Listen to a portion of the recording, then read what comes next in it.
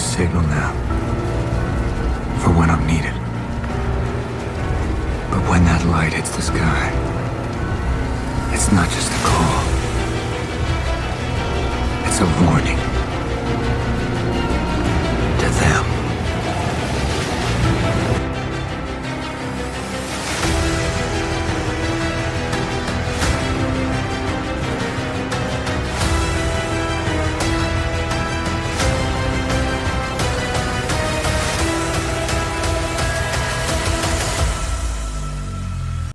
Yes, sir. Welcome to Beyond the Bat Signal. I'm your host, Dominic Unica. Join me as we dive into the depths of Batman's lore, dissecting the rogues gallery, and uncovering the stories of our iconic vigilante, known as the Dark Knight. Beyond the Bat Signal is a very, very proud member of the Batman Podcast Network, hosted by Batman on Film. There is a ridiculous amount of shows that I highly recommend you go check on batman-on-film.com. Awesome website. And look under the podcast section. You'll see us, and along with many other incredible podcasts, Straight Outta Gotham, Batman Book Club, and BOF itself. So definitely go check it out. Worth seeing and even listening and tuning into. You can never get enough Batman. You're a Batman fan, you can't get enough Batman. Now, thank you very much for tuning in to today's episode, where we're going to discuss Batman, The Long Halloween, The Last Halloween, finally, issue number 9, released on October 8th. But before we begin, I just want to thank each of our listeners for tuning in. And for those of you that are new, welcome. Really appreciate you taking the time to listen. You can catch any new episodes you want to on either Apple Podcasts, Spotify, iHeartRadio. Heck, we're on Amazon Music. So there's a whole list of them. And if you want to follow along, feel free on X/Twitter at Beyond Bat Signal. There's no the, okay? Just Beyond Bat Signal. And listen, if you have Apple Podcasts, please consider giving us 5 stars, rate and review. Even on Spotify, please leave a review, as it helps the show go a long way to supporting us and allowing us to be seen. Now, today's episode, we are going to cover none other than Batman The Last Halloween, issue 9, written by the legendary Jeff Loeb, illustrations by Chris Samney. And what cover did I get? I got the Tim Sale cover. I am always going to be sticking to the Tim Sale cover. And who's the colorist? Dave Stewart. Lettering and design, Richard Starkings, also a legend. And yeah, let's just get right into I would say, probably the best issue thus far, without a doubt. And not only that, it's the penultimate. So, and there is, and I think it's 22 pages, where there is a lot that is shared. There's a lot that is revealed. We are going to be, speaking of reveals, revealing some spoilers here. And, man, like, if you've read, and I highly recommend you do, The Long Halloween, Haunted Night, When in Rome, Dark Victory, it seems like Loeb is tying this series up with a bow. The issue is titled Guilty.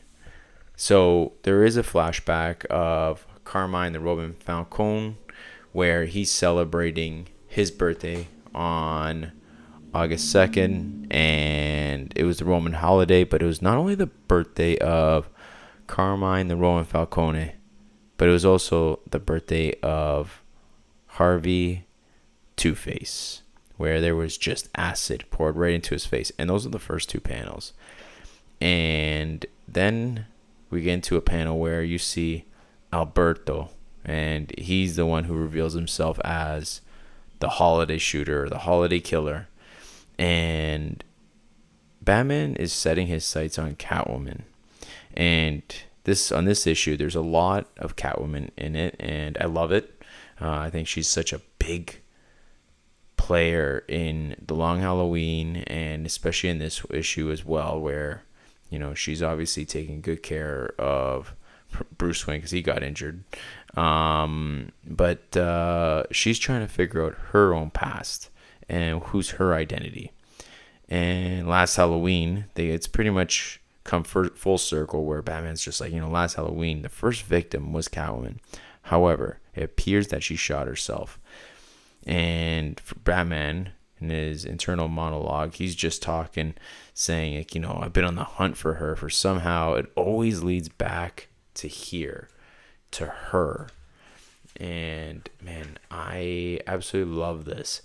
So we have Luisa Falcone back, the matriarch here from Italy, and she is essentially running the show at this point, where you have the mob meeting up with her, and these are all Italians. They're not Americans. These are all people of the mob right from Italy. And as it was defined in this issue, they don't care. They don't know who Batman is. They're not scared of Batman. They don't give a crap. They're here to kill. And, in the second page, you have someone in the background with a hat, and, for us, we'll obviously recognize right away who's sitting or standing in the background with a big trench coat and a hat and white eyes. None of them Batman, who's just listening in, doing detective skills, kind of obvious. And Selina Kyle is standing right beside Luisa Falcone. And right behind Selina Kyle is, I'd say, one of the more iconic photos in this series, where you have Carmine and Luisa as a family photo, but it's always been cut off. And it's like, well, why is that? And Selina's wearing pearls, looks directly at this mysterious man with white eyes. Hint, hint, it's Batman. Like, I know you're here. And Batman, with his internal dialogue, is just like, these men are not from Gotham. And Selina Kyle, like, why is she here?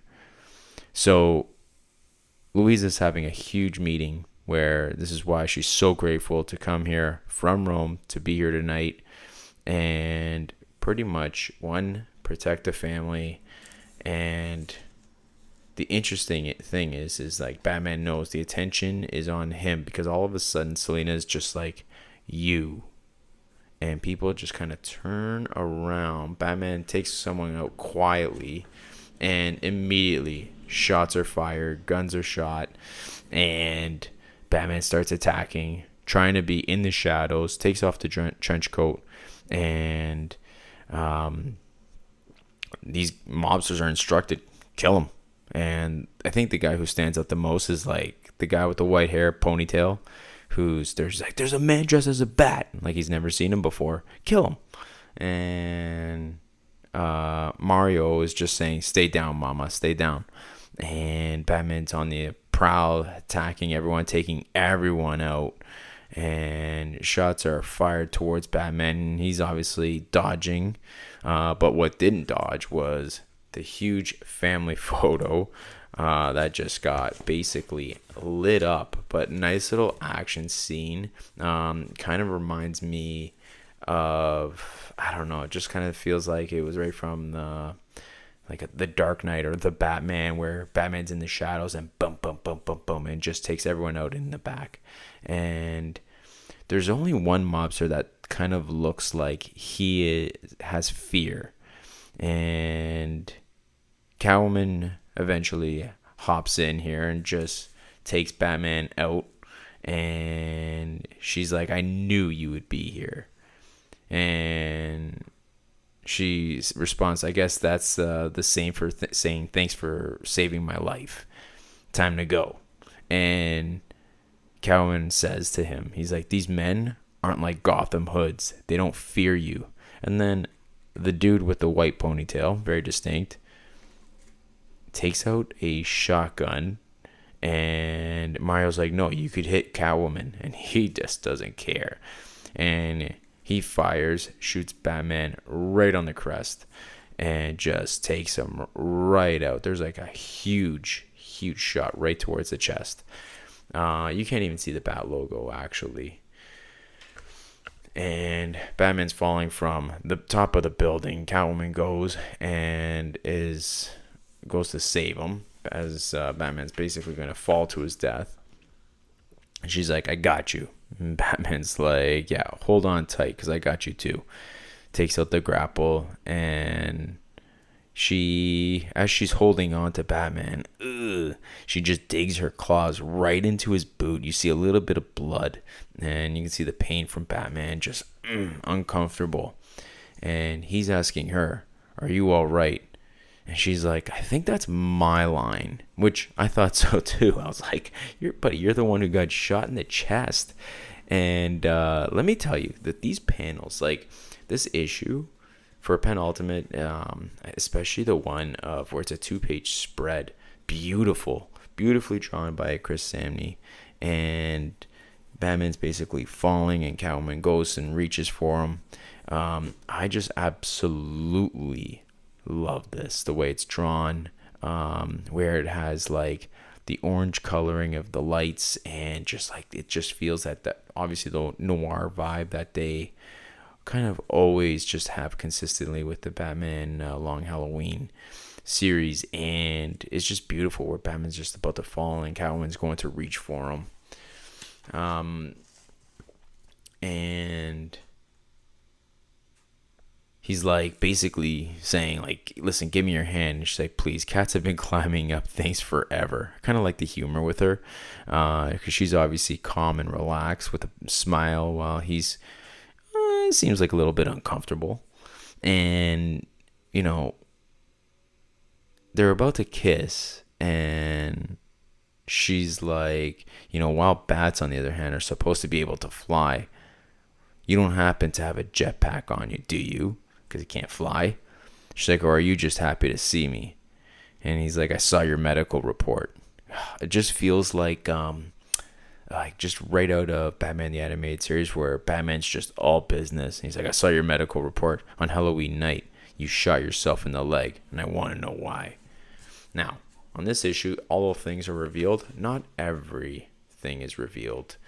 Catwoman doesn't want to reveal anything to Batman, so she cuts the grapple. They go right through glass, so she's willing to just like say, screw this, going to go right through a window.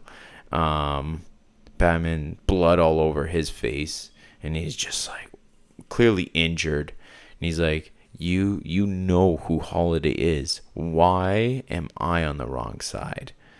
And she's like, here, you're gonna hear some things about me that I don't want you to know. And she's like, or maybe I want you to hear it only from me, but not yet.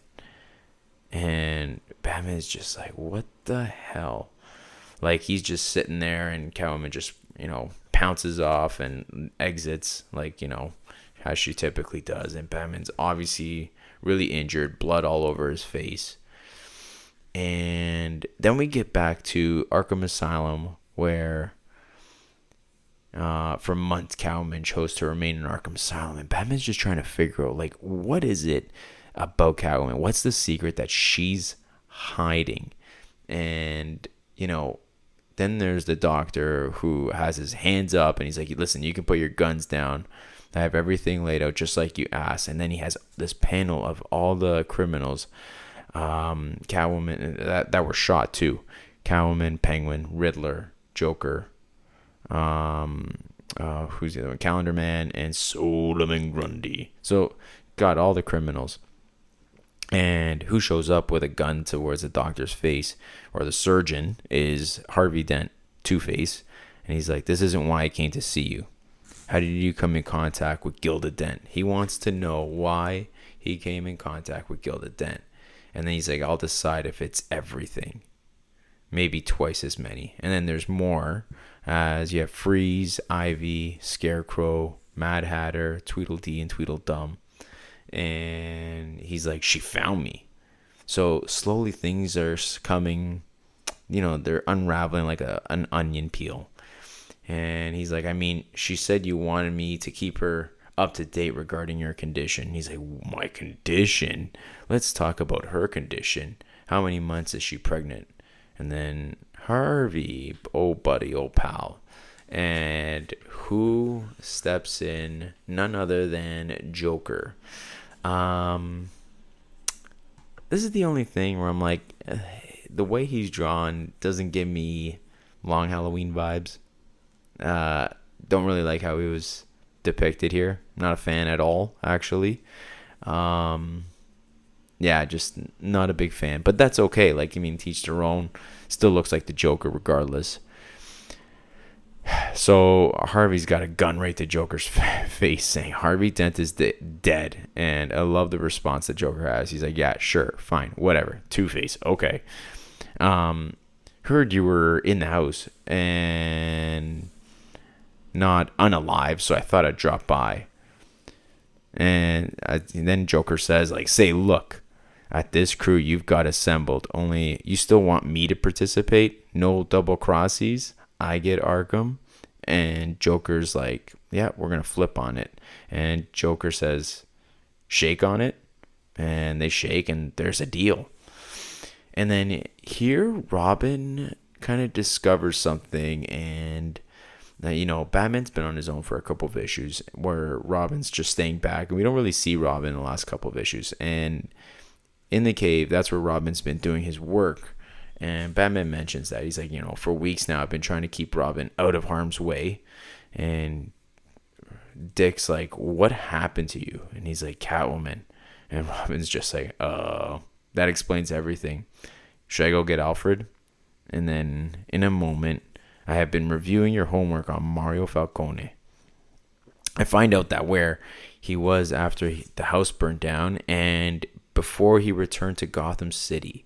So just like Batman, Dick's putting in the work and doing some little detective work, and I love it. I just love it. He's like, I know this place, Nantucket.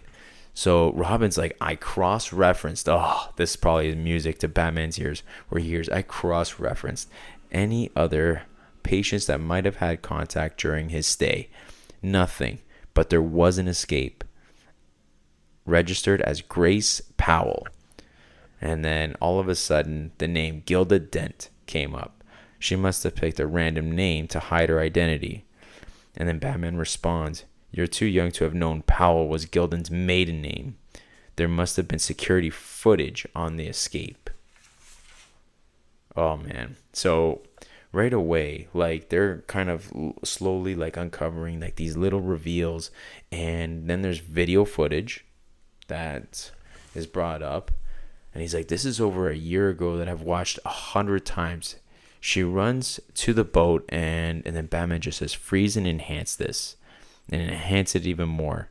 And then you got the two fake FBI agents. I don't know if you guys remember the FBI agents that were part of, that were in the car and then we thought were presumed dead. And also worked, yeah. Anyway, they're Edwards and Sullivan. And who else is in the boat is Gilda Dent. So two FBI agents with Gilda Dent. And Robin's just like, how could I miss that? He's like, sometimes when you're focused on one thing, you miss what's right in front of you all along. And Batman just says, Mario Falcone and the Dents have been on this together from the start. So they're all working together. And that's one little reveal. That Gilda is working closely with the Falcones. And then we go back to the Roman's penthouse. And there is a much different photo than what we see. Obviously, it's all shot up. And then you have Louisa just sitting there. And it says, when I was at the Roman penthouse, I noticed the painting. Catwoman had been so determined to steal what She returned, and it was larger. The bottom had been restored, revealing, question mark, a baby? I don't know. And Catwoman just says, so it's over. So as we know, Catwoman wanted this painting. And she just says, without that painting, you have nothing that I want. So I can't give you what you want. And Louisa just responds, I admit today didn't go as planned, but I thought on my husband's birthday it would have been appropriate to tell them all the truth. And she continues, she's like, I'm just grateful you interceded. However, I can't help but wonder if you removed Batman from my home or you saved his life, you're going to have to decide which side you're on. And Catwoman just says, I'm always the side I'm on. Yes, but your side is ours. And Catwoman just responds, is it? He's part of Gotham City. If you want to succeed here, you'll have to take that into consideration. I didn't come here to discuss him. I came here to say goodbye, Louisa. And here's where things get interesting and reveals are made. So buckle your seatbelts, get ready, and here we go. Louisa says, do you really believe that I could let Carmine Falcone win? How can you not understand that in destroying your life, he also destroyed mine? You heard the story in Rome, and then all of a sudden, and she continues, how he took my baby from me simply because she was a girl. And Catwoman's eyes just kind of light up. Louisa continues and says, they sent me to a convent for my own protection. I left Carmine not for my own protection, but for yours, in case he ever learned the truth. You bring me what you stole from the Vatican, and I will give you all the documentation you've been searching for. Catwoman says, how do I know when I give you the ring, that very special ring, you then won't just have me killed? And Louisa just says, because of who you are and who you've always suspected who you were. Selina Falcone, the lost heir to the Falcone family. And right away, Selina Kyle, Catwoman, just drops her guard, takes her mask off, and says, is that the truth? And Louisa just says, I never want to lie to you ever again, with a big hug and an emotional Selina. And then she just asks, like, what about Mario, the son? And Mario's like, Mario's going to do what Mario's going to do. My question is what will my daughter do? Which is a very, very big question. But the story doesn't end there. There's still a little bit more to be revealed as we continue. And you got a little shadow of the Batmobile parked right in front of Harvey and Gilda Dent's house. He's like, on Christmas Day, I found Jim Gordon's kidnapped son here, unharmed. And still, there was like police tape, like just basically do not enter. And he's like, since then, it's been marked as an active crime scene at my request. So Batman and Robin show up, and he's like, Robin's just like, why are we here? What are you looking for? And right in the shadows, you see, it looks like Gilda Dent's in the back with a gun, being ready. And Batman just says, like in his internal dialogue, sometimes when you're so focused on one thing, you miss what's right in front of you all along. Gilda Dent was here that night. She was holding a .22 caliber pistol. Powell was Gilda Dent's maiden name. I was here focused on finding the boy, Robin, aka he was focused on finding Jim Gordon's son. But once I visited the Roman in his bedroom, despite all of his power, the fear that made him seem very small as his empire grumbled, it was the night he named that year the Long Halloween. And then there was like a little panel where it just goes kaboom. Obviously, it's raining, there's thunder, and Mario's a little frightened. He's like, who's there? Speak or you're dead. And they respond, holiday. And Mario goes, which one of you? And then Holiday responds, the only one that matters, with a gun and in a trench coat.